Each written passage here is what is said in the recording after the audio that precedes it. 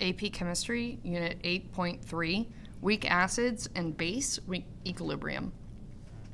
Most acids are going to be weak acids that don't totally dissociate within water. Ka is going to be the acid dissociation constant, and the greater the Ka, the stronger the acid.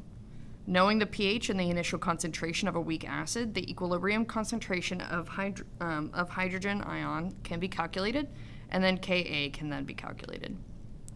You're going to assume that the acid is so weak that essentially the initial acid concentration is going to be the same as the concentration of the acid at equilibrium. And so Ka is still found the same way that we found equilibrium constants last unit. So we have our products, this is what it dissociates into, divided by our reactants, we were dissociating from. So we have any acid here, and then our dissociation, we can replace hydronium with hydrogen ion interchangeably, and then our anion that we were bonded with. And we're going to look at an example problem.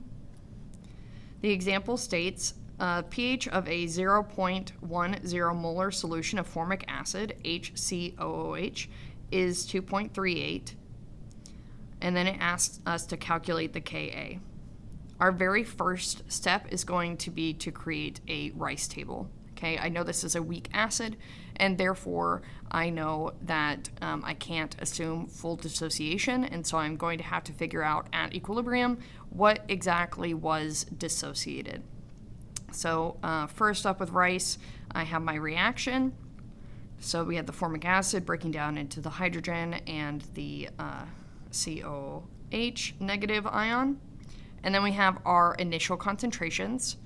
Initially, my concentration was 0.10 molar and 2 zeros. I'm decreasing by some amount, and I'm increasing by the same amount for my products. And then at equilibrium, again, we're assuming that the acid is so weak that effectively at equilibrium this X is so small it's negligible, and so my equilibrium value is going to be the same as my initial value for my weak acid there.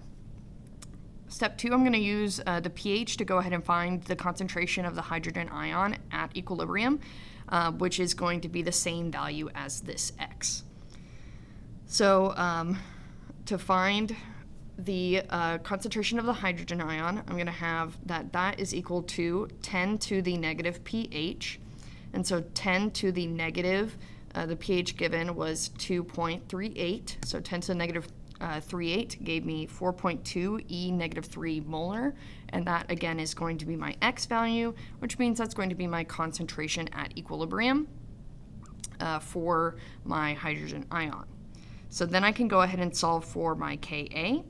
My Ka value, again, is solved for the same way that it was last unit, and so my products, which were my hydrogen and my anion there, the concentrations of those being raised to their coefficients. Coefficients are both 1, and then divided by my concentration at equilibrium of my reactant, which is just going to be the weak acid, the formic acid. And again, we're assuming that it's so weak that effectively it's the same concentration. And so from there, I ended up getting a Ka of 1.8 E negative 4. Now, there is another measurement that we can get from our Ka value to kind of gauge the relative strength of the acid, and that is percent ionization. And percent ionization is just the concentration of the hydrogen ion at equilibrium divided by the concentration of the acid initially times 100.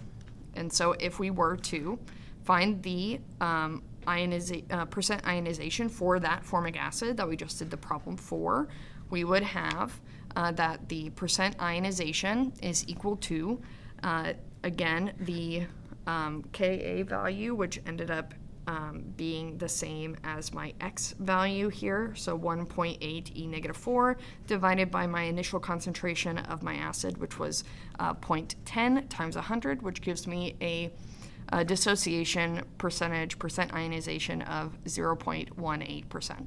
So very, very little of this formic acid is going to dissociate. Only 0.18% of the formic acid would dissociate. Very, very weak acid. All of the statements that were given for Ka for weak acids can be applied to weak bases. So everything, again, is going to basically apply the same way for a weak base as it does for a weak acid. Same thing for steps for calculating, all that kind of stuff. And then the only new additional piece here is going to be the relationship between Ka and Kb.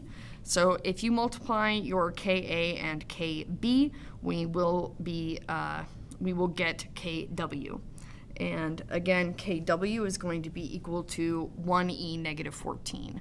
So if you are able to successfully calculate Ka, you can find Kb, because you know that you can multiply those two together to get Kw, which is this value, the 1e negative 14.